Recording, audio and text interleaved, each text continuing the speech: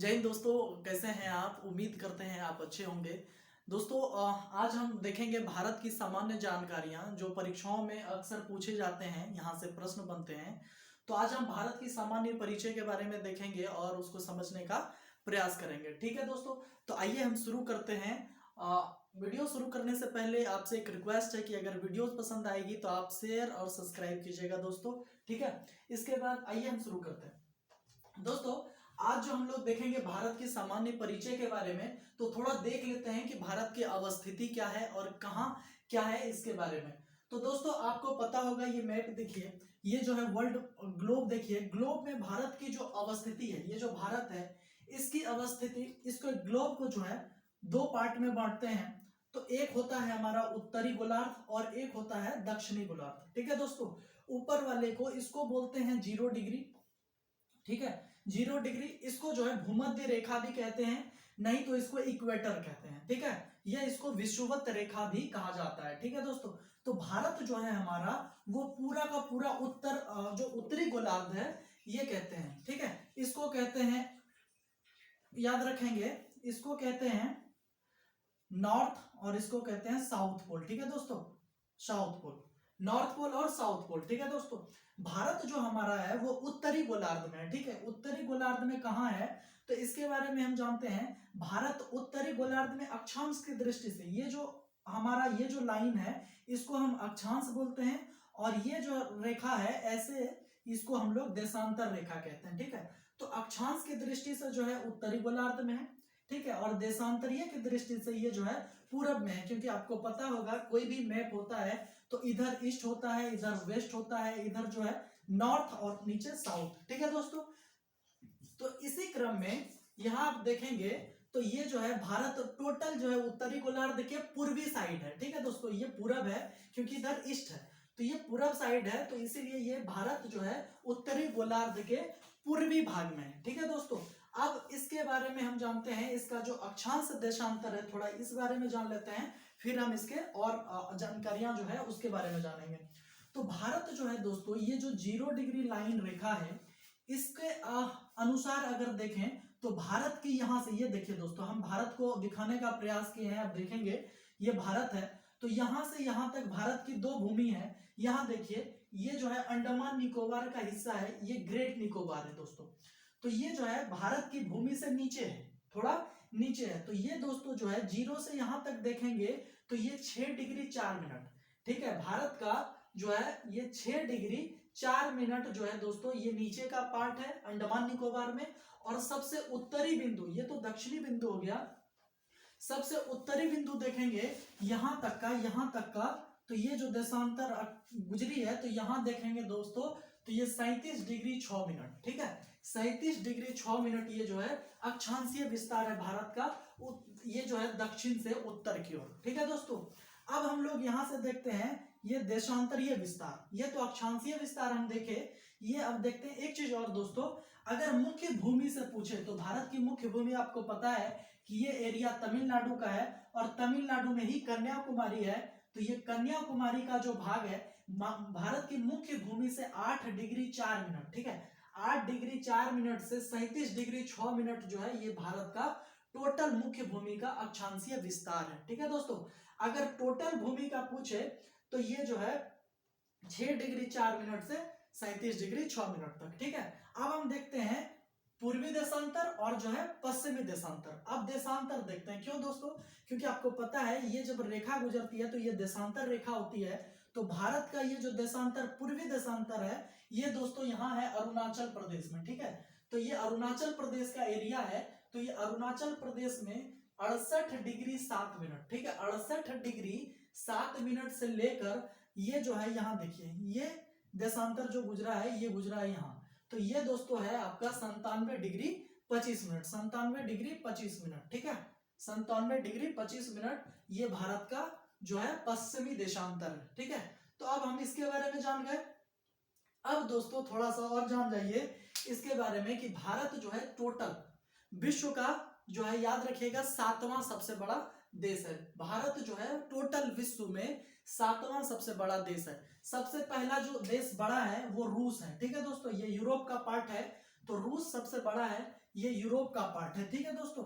इसके बाद याद रखेंगे कनाडा, सेकेंड नंबर पे कनाडा जो है वो उत्तरी अमेरिका का भाग है, ठीक है दोस्तों, उत्तरी अमेरिका का।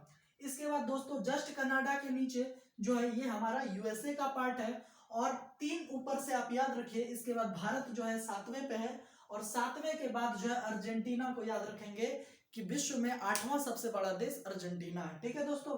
ये हो गया कुछ बेसिक जानकारियां जो भारत से संबंधित संदर्भ में ये देखे हम, ठीक है दोस्तों। अब हम आगे देखते हैं भारत के बारे में। भारत के बारे में अब हम देखते हैं। इसमें क्या है दोस्तों, भारत की भूमिका याद रखेंगे। भारत में कुल दोस्तों जो है अभी 28 राज्य और 8 यूटी, यूनियन टेरिटरी, ठीक है दोस्तों। यूनियन टेरिटरी जो है अभी 8 है, 8 केंद्र शासित प्रदेश है। आपको पता होगा कि भारत का जो है एक टोटल 29 राज्य था भारत में, लेकिन अभी जम्मू कश्मीर का ये जो इलाका है, जम्मू कश्मीर को अभी हटा करके इसको जो है यूनियन टेरिटरीज का दर्जा दे दिया, जिसकी वजह से भारत में जो है राज्यों की संख्या 29 से घट के 28 हो गया, ठीक है दोस्तों। इसके बाद जानेंगे 29वां राज्य के बारे में, थोड़ा जान लीजिए। 29वां राज्य भारत का उस समय तेलंगाना था, ठीक है, तेलंगाना, ठीक है, तेलंगाना। इसकी स्थापना दोस्तों जून 2014 में हुआ था, ठीक है, जून 2014 में तेलंगाना राज्य की स्थापना हुई थी, ठीक है दोस्तों। लेकिन अभी यूनियन टेरिटरीज में देखेंगे दोस्तों, 8 यूनियन टेरिटरीज में अभी लेटेस्टली 2020 में 26 जनवरी 2020 को दादरा नगर हवेली और ये दमन द्वीप जो है दादरा नगर हवेली को मिला दिया गया है, ठीक है दोस्तों। ये जो यहाँ का पार्ट है दादरा नगर हवेली को ये मिला दिया गया है, ठीक है दोस्तों। अब हम लोग इधर आते हैं, अब हम लोग देखते हैं भारत के बारे में, ठीक है। कुछ ये विशेष जानकारियां थी जो आप याद रखेंगे, ये पूछा जाता है, ठीक है। अब देखिए दोस्तों, अब भारत के बारे में हम थोड़ा जानते हैं कि भारत के बारे में उनकी सीमाओं के बारे में देखते हैं, ठीक है। भारत का सबसे पूर्वी भाग, आपको पता होगा भारत का ये सबसे पूर्वी भाग है जो कि अरुणाचल प्रदेश है, ठीक है। भारत का सबसे पूर्वी भाग अरुणाचल प्रदेश है, और भारत का सबसे पश्चिमी भाग जो है ये गुजरात है, ठीक है दोस्तों, गुजरात है। और भारत का सबसे जो दक्षिणी पार्ट है वो हमारा मुख्य भूमि से तमिलनाडु है, और जो है सबसे उत्तरी भाग ये लद्दाख का है, ठीक है दोस्तों। अब हम लोग देखते हैं कि पॉइंट जो परीक्षाओं में पूछे जाते हैं उनके बारे में हम जानने का प्रयास करते हैं। तो अब देखेंगे दोस्तों कि भारत का सबसे पूर्वी भाग, बताइएगा भारत का सबसे पूर्वी भाग का क्या नाम है, याद रखेंगे आप। भारत के सबसे पूर्वी भाग का नाम किवीथू, ठीक है। किवीथू जो है ये भारत का सबसे पूर्वी भाग का नाम है, जो कि ये अरुणाचल प्रदेश में पड़ता है, ठीक है दोस्तों। अरुणाचल प्रदेश में किवीथू सबसे जो है पूर्वोत्तर हमारा पॉइंट है। और सबसे पश्चिम में देखें तो सबसे पश्चिम में दोस्तों यहां है, ये जो है गुहार मोती, ठीक है दोस्तों, गुहार मोती याद रखेंगे। भारत का सबसे पश्चिमी बिंदु जो है ये गुहार मोती है। अब भारत का सबसे उत्तरी बिंदु, ठीक है, ये सियाचिन ग्लेशियर में पड़ता है, जिसका नाम है दोस्तों ये जो है इंदिरा कॉल, ठीक है, इंदिरा कॉल याद रखेंगे। और भारत का सबसे दक्षिणी बिंदु याद रखेंगे दोस्तों, इस जगह पॉइंट, मुख्य भूमि से दक्षिणी बिंदु जो है ये है कन्याकुमारी, ठीक है, कन्याकुमारी, ठीक है, कन्याकुमारी हमारा दक्षिणी बिंदु है मुख्य भूमि का। लेकिन दोस्तों अगर पूछे सबसे दक्षिणतम बिंदु भारत का कौन सा है, तो यहां देखिए ये तो यही है, लेकिन ये देखिए अंडमान निकोबार का ग्रेट निकोबार, ये ग्रेट निकोबार सबसे दक्षिणी बिंदु है, क्योंकि अंडमान भी भारत का ही हिस्सा है दोस्तों। तो ये जो है यहां पर एक नाम यहां याद रखिए, इंदिरा पॉइंट,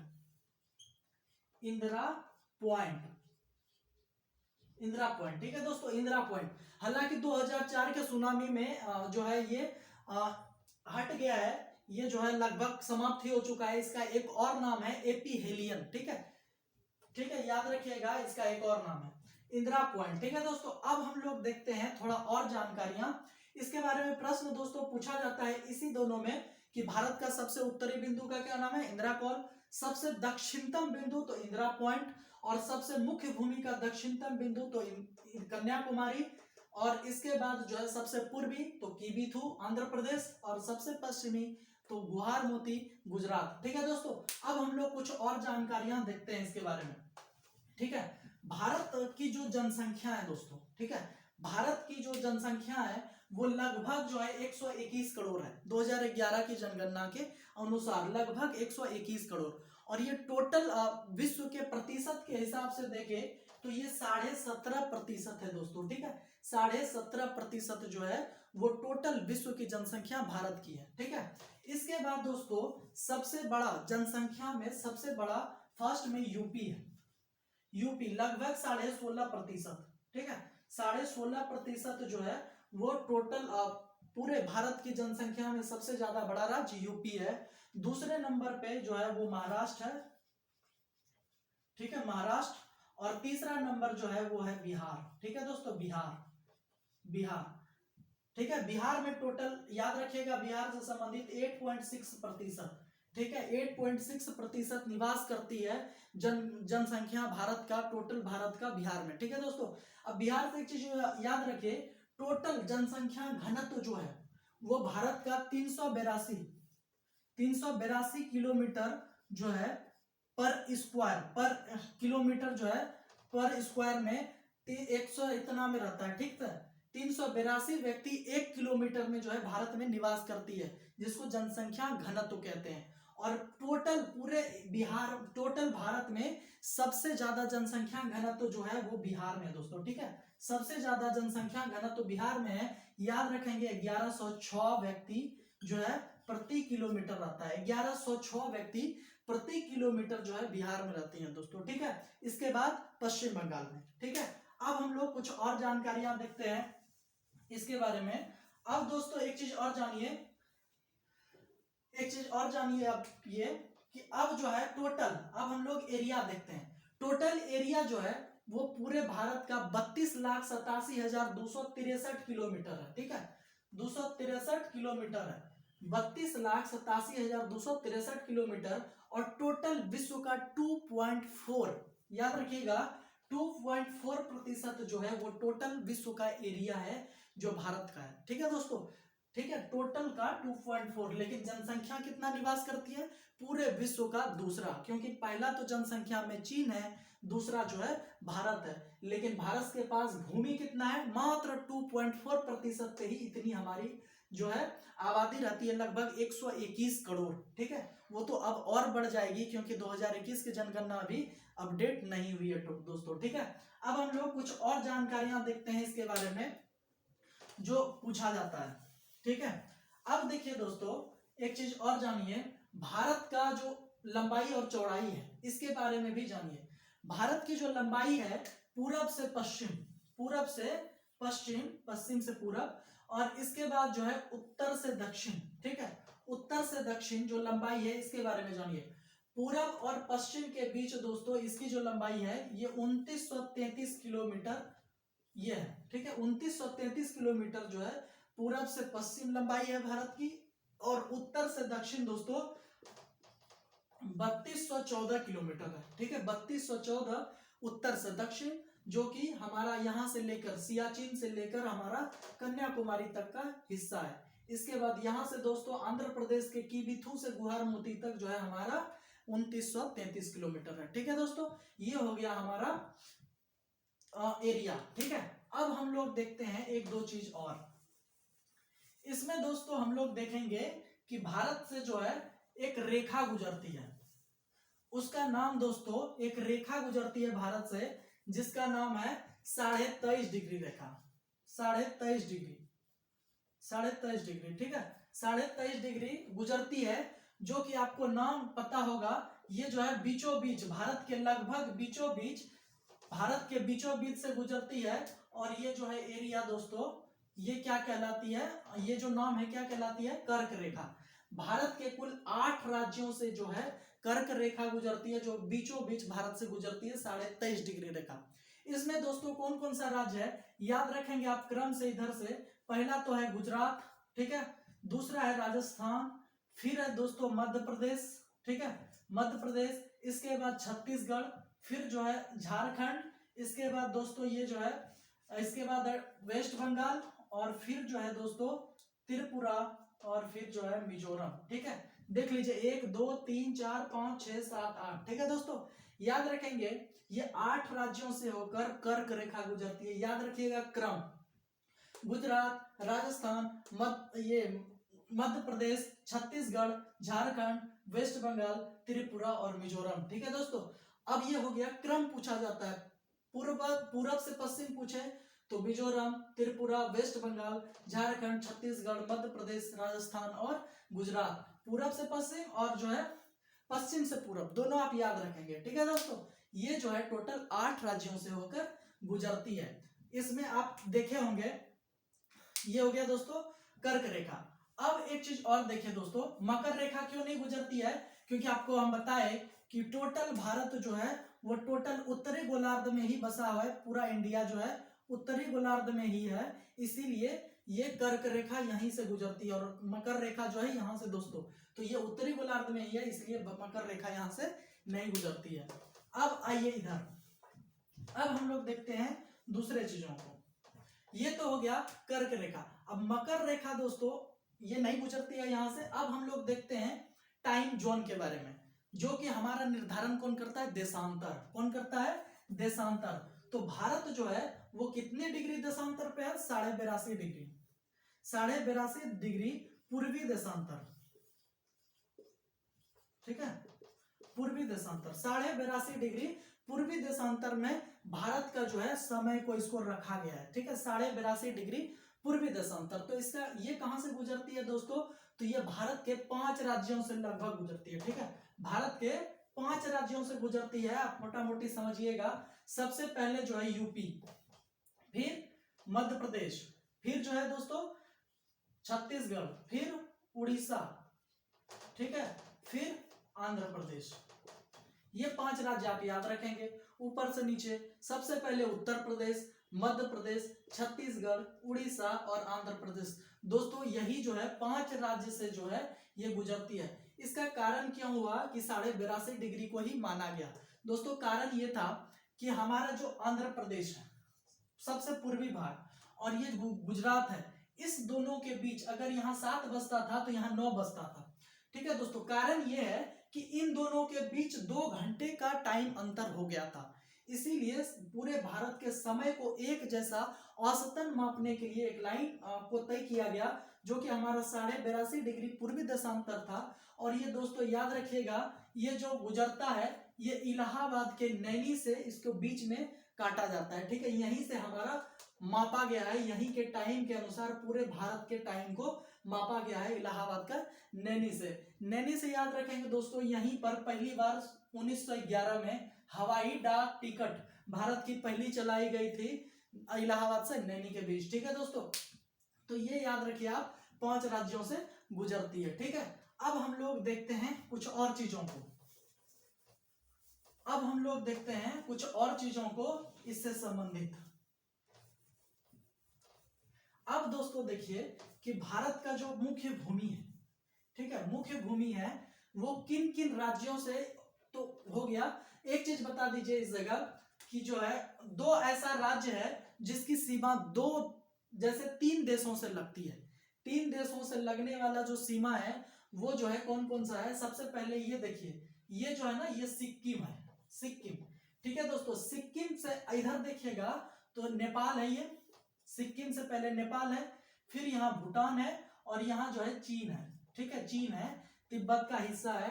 तो ये जो है सिक्किम जो है 3 देशों से अंतरराष्ट्रीय सीमा बनाता है। और एक और है दोस्तों आंध्र प्रदेश। आंध्र प्रदेश सबसे पहले इधर जो है पश्चिम में भूटान से सीमा लगता है, उत्तर में इसका जो है चाइना से सीमा लगता है, और इधर जो है म्यांमार, ठीक है, म्यांमार से इसका सीमा लगता है। तो आप याद रखेंगे दोस्तों, भारत का 2 ऐसा राज्य है जो 3 देशों से सीमा बनाता है। तो पहला सिक्किम और दूसरा जो है आंध्र प्रदेश। ठीक है दोस्तों, सिक्किम को सह राज्य का दर्जा 1975 में दिया गया था, और जो है 1976 में इसको एक राज्य का दर्जा दिया गया, जो कि 36वां संविधान संशोधन था। ठीक है दोस्तों, याद रखेंगे।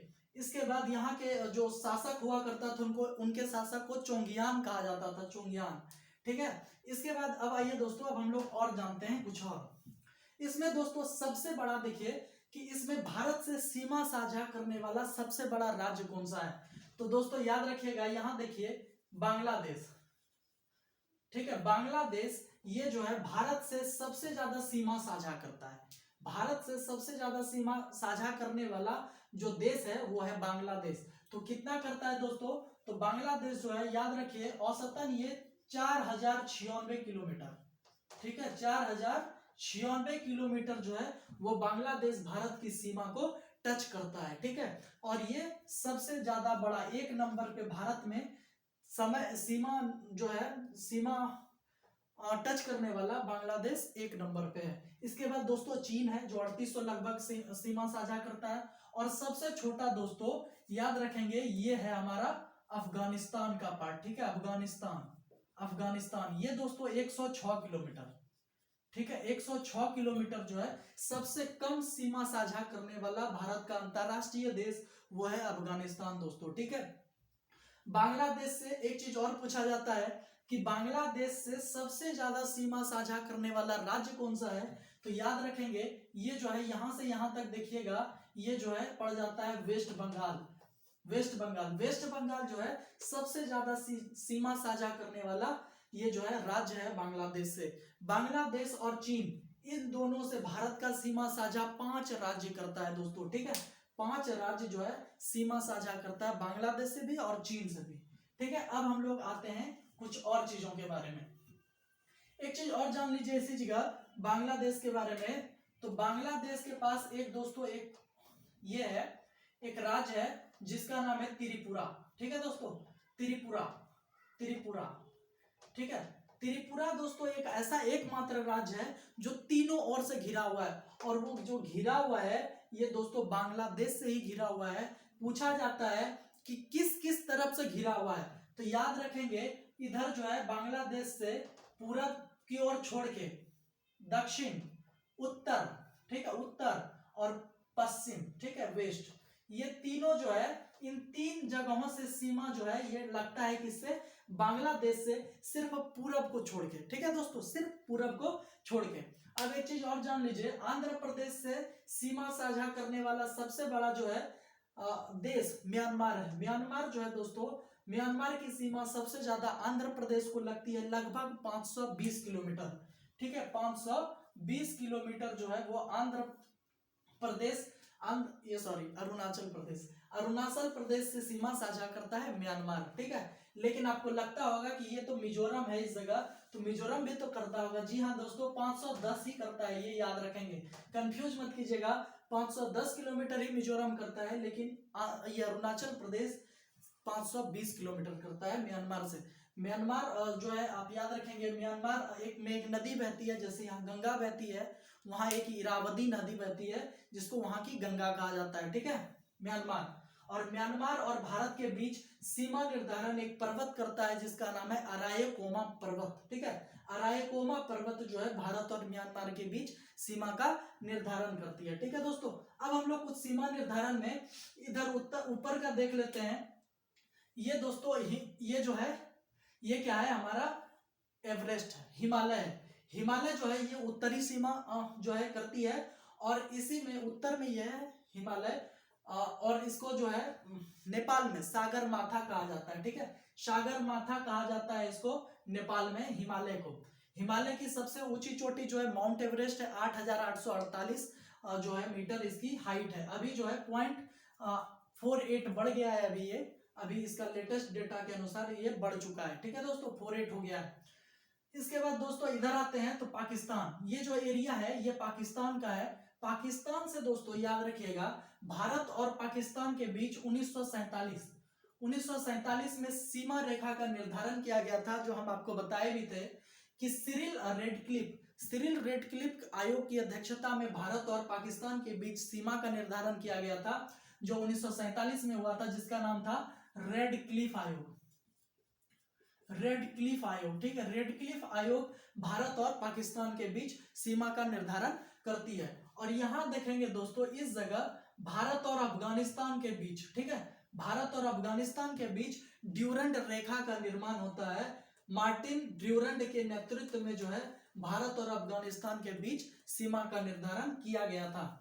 अब इधर देखेंगे दोस्तों, भारत और चीन के बीच, भारत और चीन जो पश्चिम की ओर सीमा बनाता है, याद रखेंगे ये जो है मैकमोहन, ठीक है, मैकमोहन रेखा, मैकमोहन रेखा जो है भारत और चीन के बीच सीमा का निर्धारण करती है, जो कि एक मैकमोहन नाम के व्यक्ति थे, अधिकारी थे, उन्हीं के नाम पर ये किया गया था। ये जो है 1914, याद रखेंगे 1914 में इसका निर्धारण किया गया मैकमोहन लाइन का। ठीक है दोस्तों, अब नीचे आइए, यहां है आपका श्रीलंका। ठीक है दोस्तों, श्रीलंका से दोस्तों याद रखेंगे, श्रीलंका से पाक जलमंडल, इस जगह जो है पाक जलमंडल, ये जो है भारत और श्रीलंका के बीच ये सीमा निर्धारण करता है, जिसकी जो स्थापना हुआ था, याद रखेंगे रॉबर्ट पाक। ठीक है, रॉबर्ट पाक नाम के एक अधिकारी थे, रॉबर्ट पाक।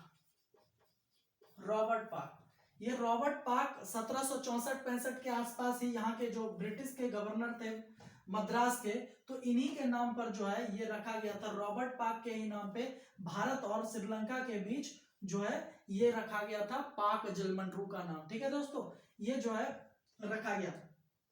इसके बारे में थोड़ा जानिए। श्रीलंका को आंसुओं की मोतियों का देश कहा जाता है, क्योंकि ये देखने में आंसुओं के आकार का लगता है, इसीलिए इसको आंसुओं के मोतियों का देश कहा जाता है। ठीक है दोस्तों, यहाँ की जो सबसे लंबी नदी है जो कि महावेली है, ठीक है, महावेली, जिसको यहाँ गंगा कहा जाता है दोस्तों। ठीक है, इसके बाद याद रखिए इसका अरुणाधापुरम इसकी राजधानी। इसके बाद जो है याद रखिए इसका जो सबसे प्राचीन भाषा थी उसका नाम था सिंघली। ठीक है, सिंघली। ठीक है, इसके बाद दोस्तों याद रखेंगे यहाँ का एक बहुत ही फेमस घास का मैदान भी है, जिसका नाम है पटाना। ठीक है, पटाना घास का मैदान श्रीलंका में ही दोस्तों। ठीक है, इसके बाद आ जाइए इधर जो है देखिए यहाँ, अब जो है थोड़ा इधर देखिए, ये जो है कौन कौन सा है। भारत के सबसे दक्षिण में जो है दोस्तों यहाँ हिंद महासागर से सीमा साझा करता है हमारा दक्षिणी भाग, और जो है इधर जो है देखिए अरब ओशियन। ठीक है दोस्तों, ये जो है यहाँ तक के एरिया को अरब ओशियन, इधर जो भी एरिया लगती है वो अरब एशियन का है, अरब सागर। ठीक है दोस्तों, और ये है बे ऑफ बंगाल। ठीक है, बे ऑफ बंगाल, बंगाल की खाड़ी दोस्तों। ठीक है, बंगाल की खाड़ी। याद रखेंगे भारत का एकमात्र ऐसा राज्य जो कि बंगाल की खाड़ी, अरब ओशियन और हिंद महासागर से सीमा साझा करता है, तो याद रखेंगे दोस्तों ये है कन्याकुमारी, तमिलनाडु। ठीक है, तमिलनाडु का कन्याकुमारी जो है ये तीन जो है सागरीय ये क्या कहते हैं सीमा टच करती है, एक जो है बंगाल की खाड़ी, हिंद महासागर और अरब ओशियन। ठीक है, अरब की खाड़ी। ठीक है, इसके बाद आप याद रखेंगे इसमें दोस्तों कुछ और पॉइंट आप याद रखिए इससे, अरब की खाड़ी से भारत का जो प्रायद्वीपीय है, ये दक्षिण भारत जो होता है दोस्तों, ये प्रायद्वीपीय भारत का हिस्सा है। इसमें दोस्तों 9 राज्य जो है दोस्तों वो याद रखिए कि समुद्री सीमा साझा करता है। ठीक है, समुद्री सीमा साझा करता है हमारा 9 राज्य। ठीक है, तो ये 9 राज्य में दोस्तों आप याद रखेंगे ये लगभग 6100 किलोमीटर जो है ये टच होता है हमारा जो है इससे। ठीक है, 6100 हमारा समुद्री सीमा जो है टच करता है भारत का कोई राज्य मिला के। ठीक है दोस्तों, 9 राज्य। इसके बाद दोस्तों याद रखेंगे अगर इस द्वीप को भी मिला दें, यहाँ द्वीप है लक्षद्वीप वगैरह, तो इन सबको मिला दें तो याद रखिए लगभग इतना किलोमीटर जो है सो होता है, 7516.6 लगभग जो है किलोमीटर, इतना एरिया जो है ये द्वीप सहित सीमा साझा करता है भारत का दोस्तों। ठीक है, तो इसको देखिए। इसके बाद दोस्तों बताइएगा कैसा लगा आज का क्लास। अगर अच्छे लगा होगा तो आप जो है दोस्तों इसको शेयर कीजिए, सब्सक्राइब कीजिए, ताकि हमारा और मनोबल बढ़े। मिलते हैं फिर, तब तक के लिए धन्यवाद।